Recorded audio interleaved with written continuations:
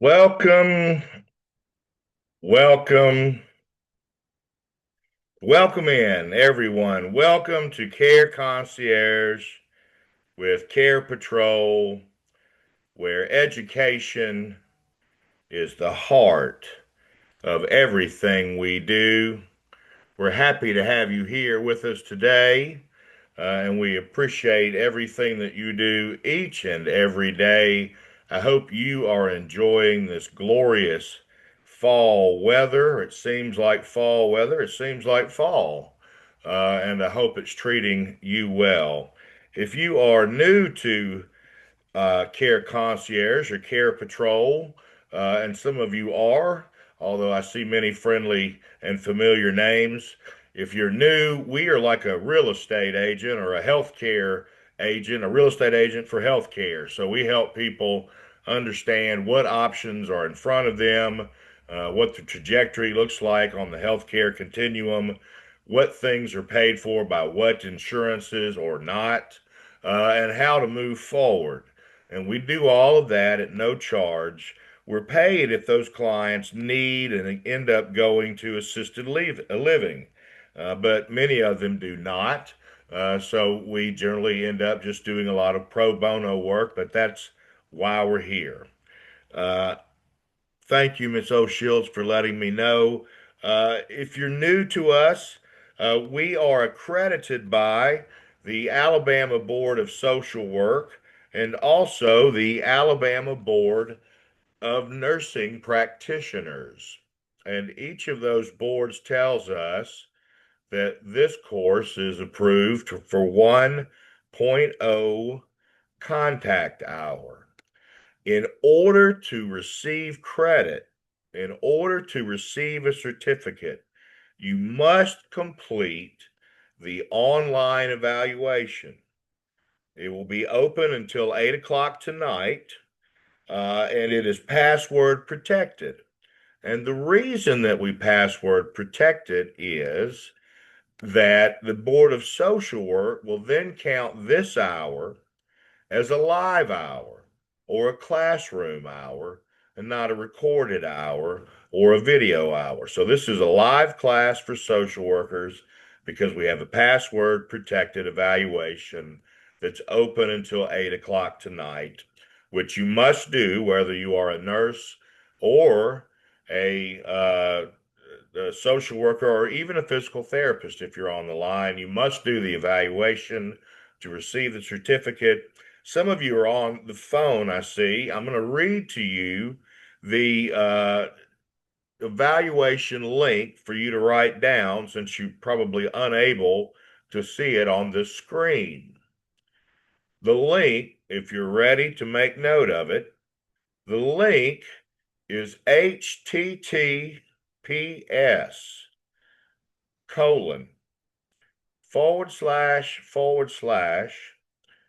www.surveymonkey.com/lowercase r/ all uppercase letters and some numbers, Z as in zoo, W, Z as in zoo, T as in Tom, K as in kite, 7, C as in cat. That is our evaluation link for the day. And do know that we encourage your participation, your thoughts and observations, as well as your questions, your outcomes, and even your corrections. We appreciate when you add your voice to mine or those of our presenters. It makes it more engaging for others on the line and more enriching. And we do very much encourage you to chat with us while we're on today. We'll move ahead in our presentation. Now that we've gotten the housekeeping done, we've got 3 objectives. These will be on the evaluation. Again, you must do it to receive credit. It's open until 8 tonight. Our first objective is to understand the importance of safe and independent aging. Our second objective is to learn about home accessibility modifications and assistive technologies. And then three, we want to examine some caregiving challenges and at least one innovative community support model. So look for that. We're really talking about in caring at home a sort of modern guide, if you will. And what we want is to make sure that we're creating a safe and accessible home. The link that I called out is not the same as in the chat. The link that's on the screen is correct. So the link that's on the screen is correct. Let me correct the chat. Thank you, Ms. Benefield, for pointing that out. So our goal today is to explore some strategies, modifications, technologies from accessible entryways to the bathroom and the stairs, from lifts and smart devices and robotics to understanding just the full prevention holistic environment. And then look at some planning cost if you are in that stage of looking. So, let's get the discussion started. Remaining in one's home may also be known as what? Remaining in one's home may also, thank you, Ms. Ming or Mr. Ming, aging in place. Thank you, Ms. Hurd. That was kind of a give me. It was. But thank you for participating. Remaining in one's home may also be known as aging in place. And this is really a new model, and we're moving to new preferences as more and more of us age and reach higher and higher ages. So in the past, senior living options were fairly limited. One might stay at home with a caregiver of some sort. One might move in with family, or one might relocate to a nursing home. So here's another question for y'all. I'm just curious. Did anyone grow up having a grandparent living with them? Oh, Miss Hurd, you're living with your mom now. Did anyone grow up living with a grandparent? Or do you live with a grandparent now? Yes, you did, Miss Hurd. I did not, but a friend of mine did. His grandfather was 94. I remember him being there. My grandmother with dementia for a while. So you've been around dementia, Miss Lloyd. Yeah, oh, I love it. So many of you did. And I bet your lives were so enriched by that. You may not have felt so at the time, but I bet looking back you do. And other elder siblings of your mom. Oh, wow, Miss Hurd, y'all were like a rental home or something. So that's the past. It truly it's the present as well. But a real preference has emerged among newer generations of aging folks, and that's that they want to age in place, which means remain in their own homes for as long as possible. And this has been made more viable now because of modern innovations. So our lives change, but our homes don't. And so if we're planning for the future of aging in place, we have to plan our homes around that. We need to make proactive changes now. And this is so true in so many arenas. It's true if you're looking at community placement. It's true if you're looking at remaining in your home. It's true if you're looking at aging to be proactive and make plans now. It allows you more choices and reduces stress tenfold. There are really sort of four pillars of aging in place that you want to address when planning how to do so. And these are health, finances, transportation, and socialization. So you want to assess both your current and your future medical needs. And how might you do this? Well, any number of ways. You might do a genetic test, or you might simply look within your own family as to what debilities may have come down through the gene pool there. And you may really want to be looking at, can your home be modified if you have a potential need for a walker or wheelchair? So if you've got a bum knee or a bad hip, you might want to be planning ahead. You want to consider the long-term cost of home ownership. And again, this would be done whether you're thinking of remaining in your home or moving to a community. What are the long-term costs? Even if your home is paid for, there's annual taxes, there's maintenance, there's lawn upkeep, there's housekeeping, there's a fund in case the dishwasher breaks or you need a new fridge or a new water heater or, oh, God forbid, a new roof. So there's a cost of home ownership that you wouldn't have if you were in an apartment, and it may make sense to move to a 55 and older apartment complex over remaining in a home. And you want to explore some funding options now before you really need them so you know what's out there. So you might want to look at things like grants or reverse mortgages, or really, I think if you're looking at a reverse mortgage, you might really want to look at a home equity line as well, which has a little bit more leeway in what you can use it for. Certainly, if you're a veteran, there are many VA programs to access.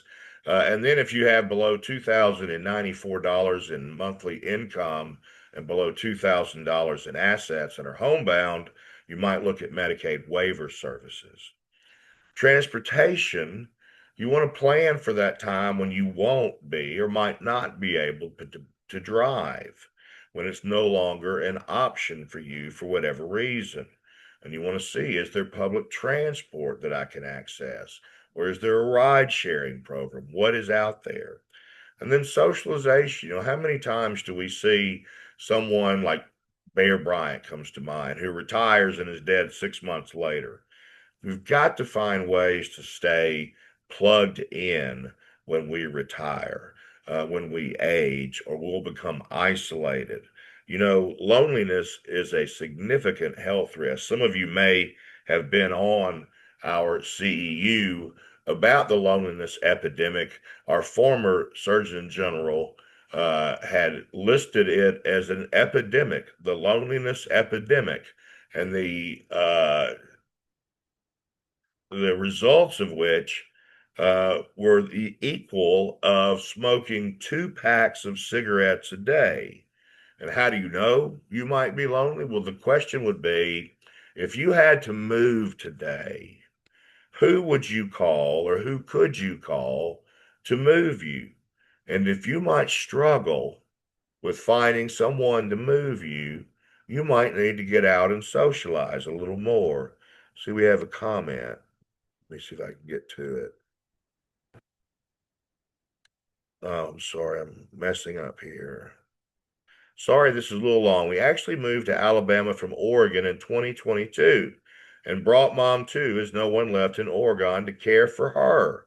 We found a home in Montgomery that was a separate living area for her, updated bathroom and access doors for security so mom can't go on a walkabout. That's good.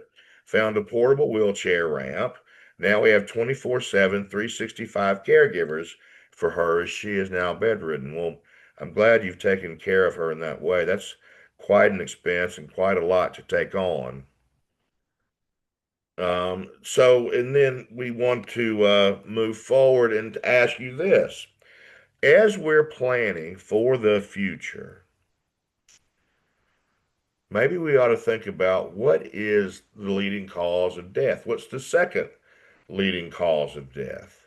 Do y'all know? What is the second leading cause of death worldwide? Miss Hurd says falls. Anybody else? What's the second leading cause? Suicide, says Miss Driscoll.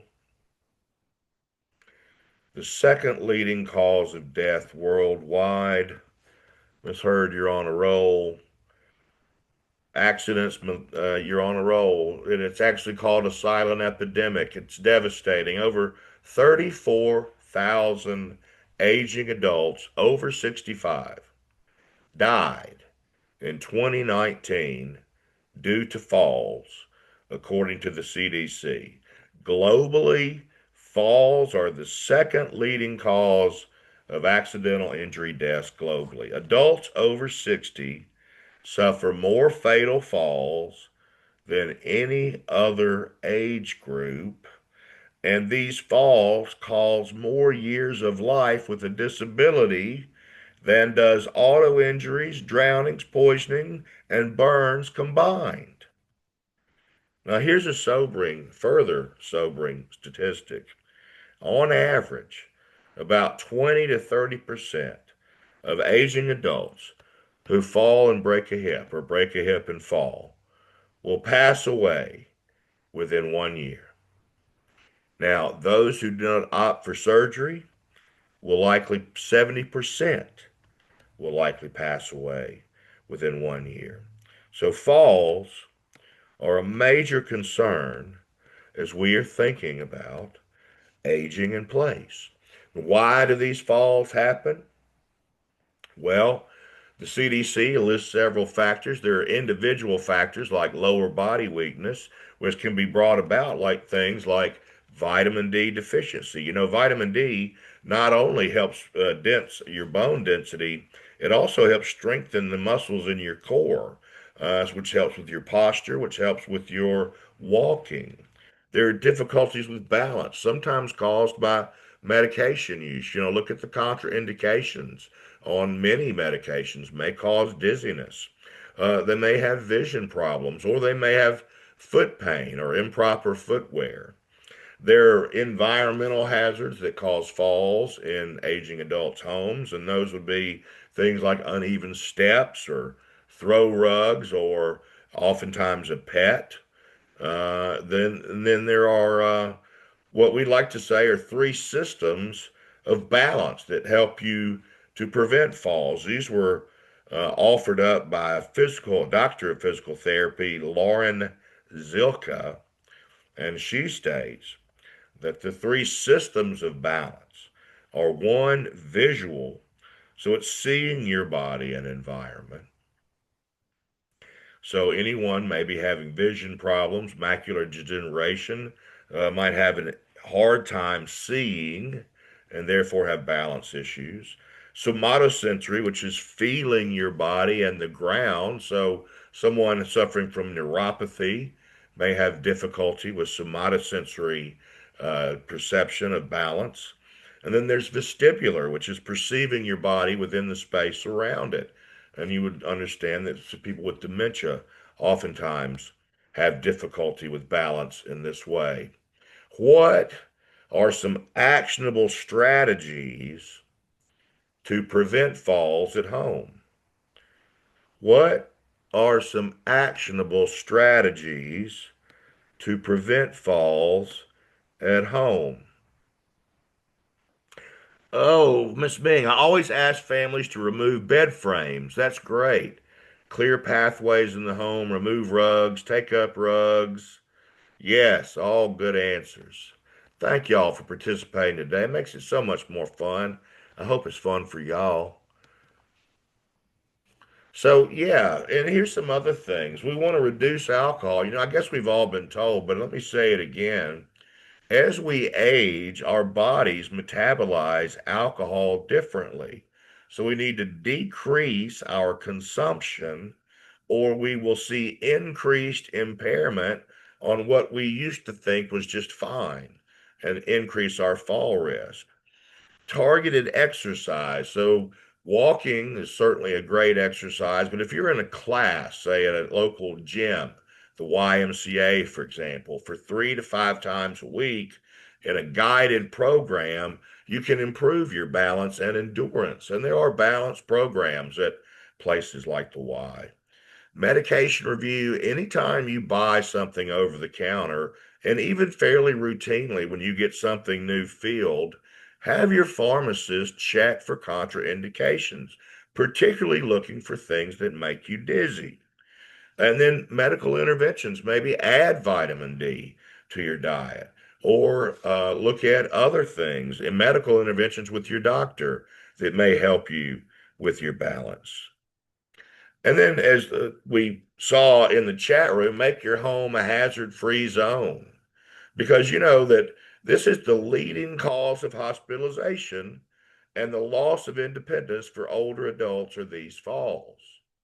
So we really want to hammer home the idea that living at home means eradicating the option or the possibility of falls. So we want to clear pathways of magazines, furniture, shoes, pet bowls is certainly one to be looking out for.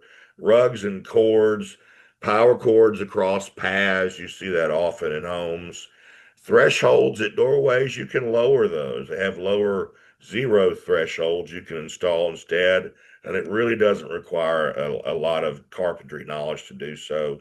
You can install motion sensor lights so that when your elderly person enters the room, or when you do, if you're planning ahead, the lights come on with you. Lighting is often an issue with not being able to see and falling. And then stairs, not just one side, but both sides require handrails. And then looking outside, you might have cracked driveways or stairs without handrails or uneven porch decking. Motion sensor lights are the best, says Miss Hurd. Non-slip shoes, says Miss Suddeth. I agree with that. Thank y'all again. And some other strategies as we're planning for success in eradicating falls, we want to look at something called universal design. Are y'all familiar with that term? Universal design. It's a building concept and it's focused on creating accessible and comfortable homes for people of all ages and abilities. And this is typically offered by a contractor who is a certified aging in place specialist or CAPS specialist. And they are the ones who can suggest alternatives like the zero threshold doorway or widening the doorway or installing non-skid flooring or installing additional stair rails or grab bars or etc. And then we want to also look at things that don't require outside assistance. Anyone can install or have installed the video doorbell systems that are so popular now. We can do smart thermostats, particularly for those like my mother who has dementia and is constantly hot or cold because she cannot work her thermostat and either has it blazing or freezing. And then there are even now floor sensors you can find that detect and report falls. Oh, a baby monitor is a great idea, Miss Hurd. I've heard many clients I've had who do that. What's the most dangerous room in the house, do y'all think? I'm sure you know. I thought everybody knows this. What is the most dangerous room in the house? That's insulting your intelligence to even ask you that. I'm sorry about that. I'm sorry about that. Of course, it's the bathroom. It's the most dangerous room where the most accidents occur. Now, another area that's a high fall risk is any area around stairs. Typically, stairs that lead into a bedroom and or a main bathroom. And what we find around falls and the bathroom and stairs is this: the ability to transfer is the difference between staying in the home and the need to move to skilled care. Because if you cannot transfer, you cannot live in assisted living. You must live in skilled care, excuse me. So we need to keep our ability. Remember, if you don't use it, you lose it. Most bathrooms, did y'all know this, are 5 feet by 8 feet. Now, in that 5 feet by 8 feet, we're trying to squeeze a bathtub, a sink, and a toilet. So there's very little room for anything else. Not much room for moving around, not really room for two people. Difficult to make a transfer, and then stepping into a tub or sitting on a low toilet or walking on a slippery floor within that small footprint is the ingredients for a fall. This is where the most common home modifications are made, and the most common one made is to convert a tub into a walk-in shower. And I bet y'all, like me, have seen these commercials. There seem to be quite a few companies now that do bath installations and do just this, and they're targeting the aging population. And these things run between $4,000 to $12,000 to move to convert the tub into a walk-in shower. And you can pay more than $20,000 for a high-end job, but 4 to 12 is what you should figure for budgeting. Now, this also means that they're going to be probably installing grab bars, a handheld shower wand, perhaps even a super pole if you're familiar. It is what it sounds like, or other bath safety equipment. Now, one thing we can do if we don't have that kind of money is to have a transfer bench. And this is very simple. You just get a long bench that's approved for bathing from a DME supplier, and one end of it's in the tub, and the other end sticks out into the bathroom, into that 5 by 8 feet. You sit down there and slide over.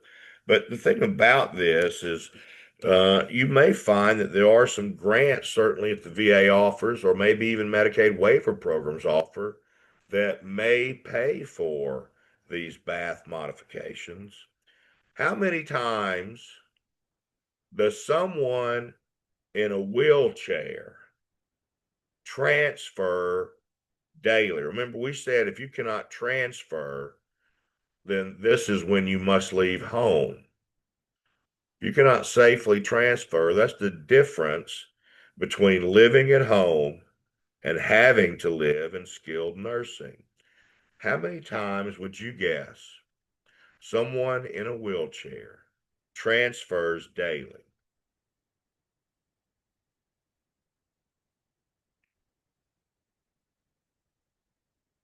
8, says Miss Turberville. 24, Miss Sudduth. 3, Miss Wright. That's low, Miss Wright. Talbert, 25. Yeah, that's a who could guess that? You think about you would get up obviously in the morning, there's a transfer. If you go to the bathroom, there's a transfer. If you go to the kitchen, there may be a transfer. And then what else? You go out through the course of your day to your car, there's a transfer. Into your office, there's a transfer. So according to the data that we found, transfers can happen up to 14 times a day. And it is considered one of the most difficult wheelchair skills. This was in a study by Koyama and others in 2020. So, in transfers, safety is priority number one. Safe lifting is crucial to prevent injury.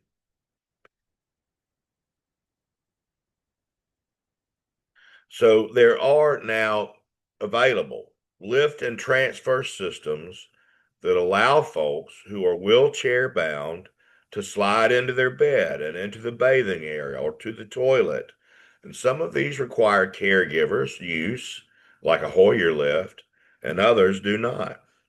So, the key benefits of the ceiling lift, which does not require a caregiver, is that it brings professional strength lifting into the home but preserves space.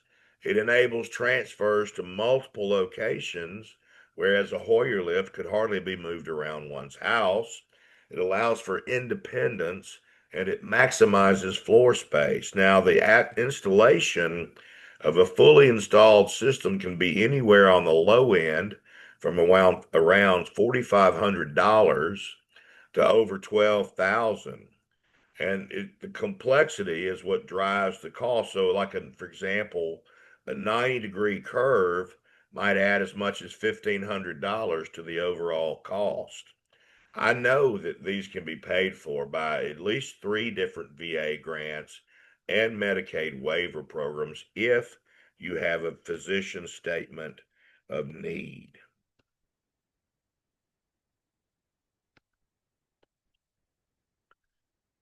So, what other barriers might there be in the home to transfer and accessibility? Well, steps outdoors. So, there we might want to install grab bars, actually, or railings. If you've got two steps you can't get up, you might do a wheelchair ramp or an outdoor stair lift. If you're doing a ramp, you want to do aluminum. And why is that? Well, besides the fact that it's low cost and low maintenance and durable, it also typically doesn't require a permit. And so you don't have to have an expensive contractor come in to install it. It's fairly easily to do. And it's even something that can be rented. Now, the cost of a ramp outside your home starts around $1,000 and can exceed $10,000. The outdoor wheelchair lifts are typically between 7,500 to $10,000. So those cost a pretty penny. Miss Heard, we saved over 7,500 by getting a portable ramp. That's great news. Where did you get it from? I'm curious, and maybe some others are as well. How many Americans do y'all reckon? How many Americans do y'all reckon are limited in their homes due to the stairs? How many Americans are limited in their homes due to the stairs?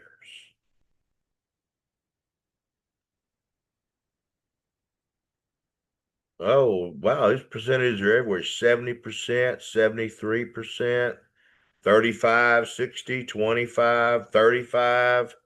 All good guesses, and thank you again for guessing. How many adult or Americans are limited in their homes? Well, based on the CDC data, about 12% of U.S. adults report having serious difficulty walking or climbing stairs. Therefore, they are limited in their homes. This is roughly 31 million people who face a daily architectural barrier in their home. 31 million people. So stair lifts are uh, definitely something that we probably are going to install if we remain in a two-story home. They allow you to remain in the home and they are relatively cost effective.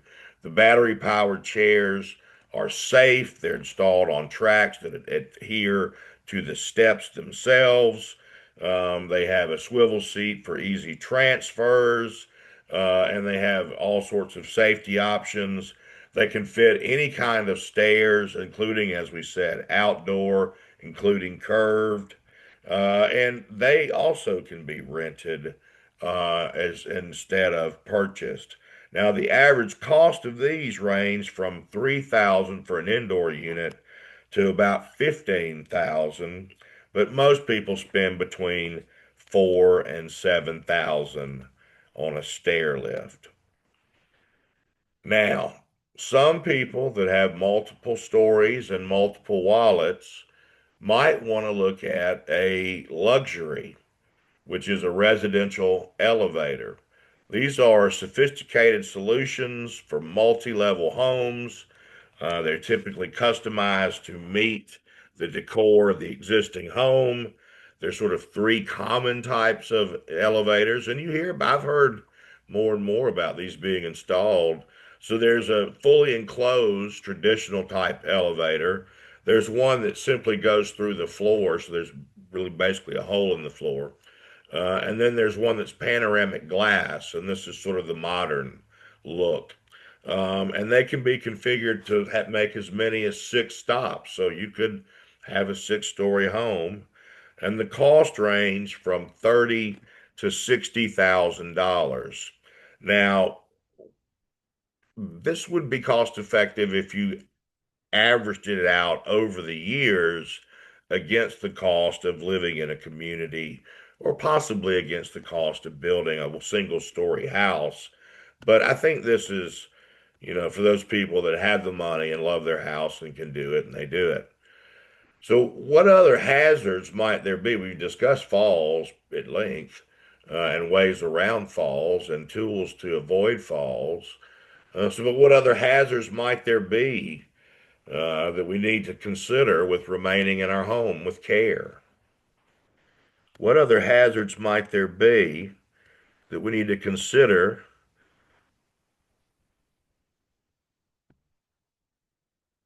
Three level. Oh, someone had a three level. What other level? Okay, doors not being locked. That's a good one, Miss Hart. What other hazards? Well, I was thinking something maybe not so much a hazard that might come to mind at first, but the coming crisis, which is that we're an aging nation and there is a caregiver shortage. Now, y'all have heard this in different numbers all the time, but on January 1st of 2009, 11,200 people turned 65. And they turned 65 today. And again, 11,200 people will turn 65 on December 31st, 1960. Oh, excuse me, 2029. So, in other words, there are 20 years of people turning 65 every day at 11,000 a day. So, the population of 65 plus Americans is projected to go from 58 million 3 years ago to over 82 million by 2050. And the number of people over 65 will double from 700 million to 1.5 billion worldwide by 2050. So it's not just us that's aging, it's China, for example, Japan. Nearly 95% of older adults live with at least one chronic condition, sort of what's called the longevity bonus. And it means that we have a greater need for long term caregiving support. And yet there's a workforce shortage. So we are expected to have a shortage of 151,000 elder care workers by 2030, 5 years from now. So we have to say technology then is not just a convenience. Technology must be the silver tsunami. You got it, Miss Hurd. Technology must be what we look to in the future. But what's the barrier to technology adoption among the aging? If technology is our future, do we have a technology adoption barrier? Do we have a technology adoption barrier? Well, we do. And I think we could all guess it. We may have it ourselves. It's fear of the unknown. It's fear of breaking the machine, the phone. I might break my iPhone. I might do something that can't be undone. Or I may give away all of my information. Or I've lived my whole life without an iPhone. I'm sure I can make it the rest of the way. Or I'd rather talk to somebody in person. So those are psychological and social barriers to adoption that we see among aging adults. And then we have physical and cognitive barriers. We may have a loss of dexterity or numbness in our fingers that don't allow us to operate a touch screen effectively. We may have vision impairment such that we can't see the screen, or hearing loss such that we can't hear the auditory prompts of the phone or the laptop. Or we may just not be able to learn something new.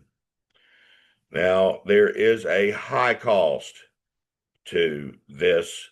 One of the high costs, not just the cost of the device and the internet, but it's the cost of uh, what happens to these individuals. So the consequences, the inability to use telehealth and patient portals, the inability to access online banking, which most of us probably rely on, the inability to shop and use critical government services like Medicare and Social Security. So technology adoption is critical and has to be a critical part of your plan for aging in place. And it also is a social activity. Yes, it has replaced, in some cases, face to face interaction, but it does allow for face to face interaction with video chats and other things. And it gives you independence because it gives you control over transportation and other options. So, what do we need to do? Well, Miss Ming, we need digital literacy. And what I think would be the best way to do so would be intergenerational learning. And I'll just tell you, whenever I get a new phone, I give it to my daughter and I say, Sophie, figure this thing out and then give it back to me and tell me how it works. And that is how I learn my new device. And so I feel like, this is something that would be very helpful for us to, as we're planning, make sure that instead of watching our children and grandchildren play with technology, that we join in. There are even, things we can advocate for, like easier technology. Y'all may know of the RAS phone. Does anyone know of the RAS phone? It's a dementia phone. So if you want to call someone, you just touch their picture. You don't even have to use numbers. So it's an easier phone to use. Ms. Hurd says video doctor appointments during the pandemic with mom were very difficult. She had a hard time understanding, yes, what was being said, even with chat box engaged. Miss Ming, Alf and Sniff Nursing Home would have activities like tech class. That's a great idea. I know they talked that they say. I don't know if they often do it, but it would be great if they did. So we've seen that we're sort of inundated now with medical tools. We have Caring Bridge for patient updates and Meal Train. These were sort of the early adopters of using technology to help with caregiving. But then COVID-19 forced us all to get on board with rapid adoption of telehealth and patient portals. My chart became commonplace. And now we're all pretty much used to remote patient monitoring. You see Medicaid waiver and VA programs doing this, with sending data to providers around blood pressure or glucose or EKGs even. So technology is permeating our lives and will continue to do so.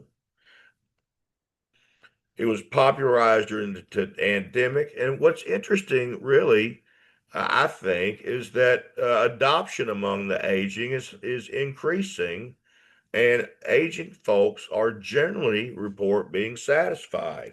So the benefits are improved access, enhanced care collaboration. When you know what's happening to you, and your other physicians and specialists know what's happening to you, and your care partners know what's happening to you, well, then you feel like you're in control, don't you? You're empowered. And these are proven safe. In fact, use of remote patient monitoring and telehealth has enabled people statistically to lower the use of prescriptions without increasing adverse events. So think about that. Think about that. So what is technology? It's the modern engine for aging. Think about smart cameras now that have two-way talk features, or smartphones for that. The Apple Watch. You know, sheriff's departments typically have arm bands or wrist bracelets that you can have for someone who has dementia. It's a GPS tracker. And you can do that, or you can simply buy that same person an Apple Watch and achieve the same thing. Ms. Heard, I have Medicare clients who thrive via telehealth sessions. Otherwise, they may not engage in therapy if having to leave home. That's wonderful. There are the advanced personal alert systems, and these are so advanced now, much more than when they first came out. I've fallen and I can't get up. There are voice assistants in the home, and these don't have to be, this is not otherworldly stuff. This is Alexa. Okay? Alexa could control your lights and your television. She can even set medication reminders for you. Or you can order on Amazon for about $130 a smart medication dispenser that both ensures the right dosage and the right time and monitors whether you take your medications appropriately. And of course, we all know about the ability of telehealth. Miss Bright, my dad passed out while running, and his Apple Watch called EMS. Awesome. That is awesome, Miss Bright. I love that story. And then, the other thing that we have to remember is it's a changing world. And so as we age, we really want to adopt technology to take advantage of the gig economy. So we don't have to go shopping anymore. And if transportation becomes problematic, we can use a various number of services like DoorDash or Instacart or Amazon to bring groceries or other goods to the door, including prescriptions. And so use of technology is becoming going to become more so ubiquitous. And having said that, then I'll ask y'all, what is the future, do you suppose, of technology and aging care? Miss Thomas Jordan says Jubilee TV allows you to speak to your loved one through their TV, live stream in real time. Oh, that's like sci-fi. That's wild. Jubilee TV, I love it. That's the future of aging care for sure. But so is the rise of assistive robots. Did y'all see it coming? It's a societal challenge. We've already discussed it earlier. There's a rapid growth in our elder population, and it's outpacing our younger generation of available caregivers. So, assistive robots, ARs as they're known, are becoming a more feasible option. They can do simple tasks like housekeeping. We already have robotic vacuums. They can do shopping and retrieving items. We already have drones that deliver packages. And they can assist with medication compliance, like the smart dispensers that we discussed earlier. That's a robot, by the way. So, how much assistance is too much? That's the question with the robot.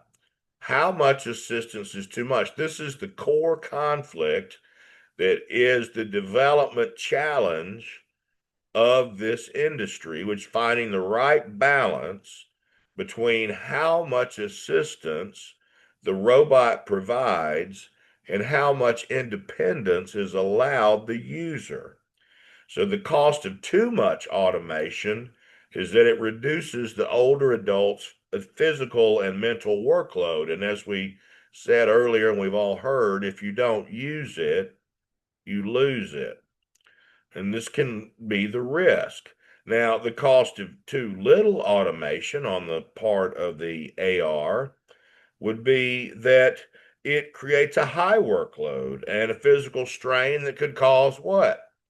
A fall. So the solution that's been come up with, that was poor English, excuse me. The solution is levels of automation. And that's user-centered, adaptable automation. So the robot's autonomy level is adaptable to the user. It continuously monitors the interactions it has with the individual. And based on that analysis, it suggests the optimal level of automation, but the older adult always has the final say. It may suggest, shall I do blank? The older adult may say yes or no, can accept or reject the suggestions, ensuring their independence and decision making. So it ensures their decision making autonomy too. Now, there are 5 metrics of interaction that this robot is thinking along. It continuously evaluates these interactions around trust, the user's reliance or confidence in the robot, around engagement, which is how focused the user is on the task that the robot is doing with the user, on fluency, whether the user intuitively sort of grasps what the robot is trying to do for it, understanding how well the user comprehends the robot's plans and what it is trying to do for the user, and then the usability, which is just how efficient is it? Is this a better way? So that is where the robot is evaluating constantly its approach to the user, and the user is constantly making the decision about what is appropriate. That's the future. And here's another future thing I think. I love this. What community models do y'all know of? And you may know of some. I'd love to hear them. What community models exist to assist the aging population? Do y'all know? What community models exist to allow you to assist the aging population? What community models exist to allow you to assist the aging population? None? That's disturbing. There are no models. Well, there's one, and it's called The Village. Has anyone heard of The Village? Senior Centers, Carepatrol. Thank you, Miss Loy. Wink, wink. The Village is a new concept, y'all, and it is sort of a grassroots thing. These are local organizations. They're member driven, they're nonprofits, and they're run by neighbors who want to provide support and services for older adults. I love this. And how it works is that members pay an annual fee to join. The village coordinates then a network of volunteers and vetted professional service providers that the members can access by calling or going online to request services from. So, some of the common services offered are transportation, rides to the doctor, to the grocery, to the drugstore, to the bank, or out to eat, perhaps. Household help, which would be not just housekeeping, but helping repair a broken door or helping fix the remote on the TV, which is a fairly often complaint of my mother. Social engagement. They may book group outings or classes or luncheons or other things through these village groups. And then referrals. So it would act much like an Angie's List in which there would be trusted and vetted providers like plumbers, electricians, and home health aides who could be called upon through this nonprofit village network. And the goal is to provide practical support and connections that enable older adults to stay in their homes. And it would be a little bit like the Alabama Area Agency on Aging, although not quite, because that is a federal program. I'm not familiar with Cornerstone or Mercy Life, but I bring these up to say I'd love to see the installation of these in Alabama. I think someone said she was familiar with these in Oregon. I'm not familiar with these in Alabama, but I think, as we're preparing and planning to age, we might, as we slow down in life, start one of these networks and help others. And then someday we may also be helped. So, we have talked today about fall risk and actionable prevention strategies for seniors. We've talked about improving our home's accessibility with some modifications and some assistive technologies.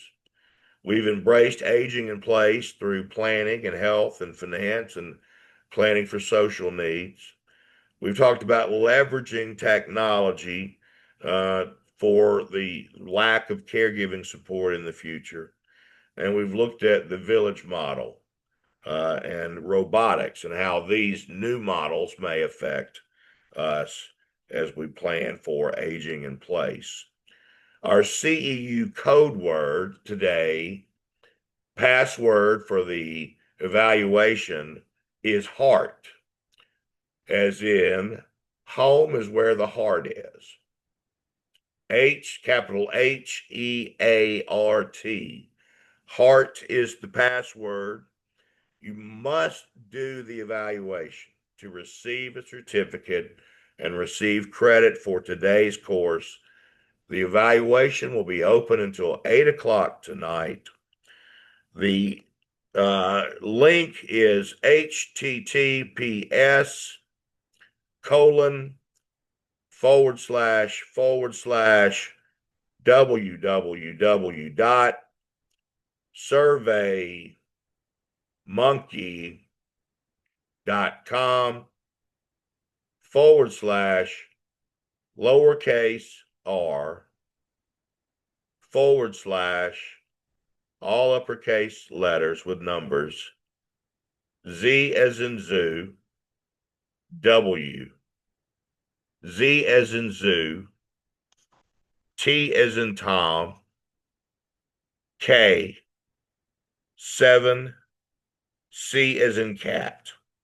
That's our evaluation link. The evaluation's open till 8. The password CEU code word is heart with a capital H. You must do the evaluation. Nurses, we will be posting your evaluations on the ABN website within the next 7 to 10 days. Thank you all for being here. I hope this was worth your time. Join us again 2 Mondays from now when we will have another free CEU for you. It will be the guide model, and it will be presented by Life Care for Seniors. And this is a model for taking seniors through the healthcare continuum, including aging in place. So if you like further information on the guide model, you may have heard something about it in the past. Join us next Monday at 12 noon via Zoom. Ms. Martin, the code word is heart with a capital H. I can't put the code word in. Let me come back. Heart with a capital H. The link is https colon. I'm typing it in now, / www.surveymonkey.com / lowercase r / Z WZ TK 7C 7C.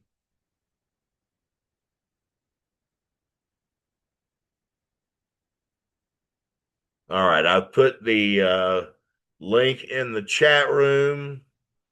I hope everyone has got it. It's open until 8 o'clock tonight. Again, join us next week. If you'd like to look at previous CEUs, join us on YouTube. Go to YouTube, type in Sean Barnes Care Patrol and uh, look at look at about 140 different contact hours that you can take for credit.